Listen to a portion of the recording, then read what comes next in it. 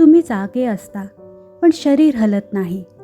असं वाटतं जणू कुणीतरी छातीवर बसलंय, एखादं भूत, सावली. तुम्ही हलायचा, पळायचा प्रयत्न करता पण शक्य होत नाही. डोळे उघडे असतात पण आवाज नाही, हालचाल करता येत नाही. काही वेळाने तुम्ही पूर्ण जागे होता आणि अचानक सगळं नॉर्मल वाटायला लागतं. ह्याला म्हणतात स्लीप पॅरालिसिस. खूप जणांना हा फक्त थकवा वाटतो, पण बऱ्याच वेळा हा बॉडीत साठलेला ट्रॉमा असतो. नार्सिसिस्ट नात्यात इतका मानसिक त्रास होतो की शरीर आणि मेंदू यांचं नातं झोपेत तुटतं.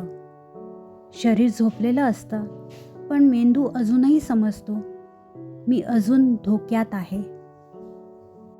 बऱ्याच जणांना हे सिम्पटम फक्त एका टॉक्सिक व्यक्तीमुळे येतात.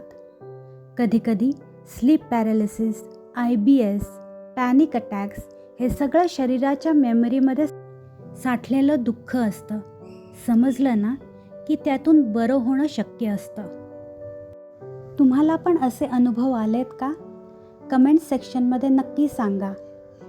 कोणाला त्याचा उपयोगच होईल. लाईक आणि सबस्क्राईब नक्की करा. थँक्यू.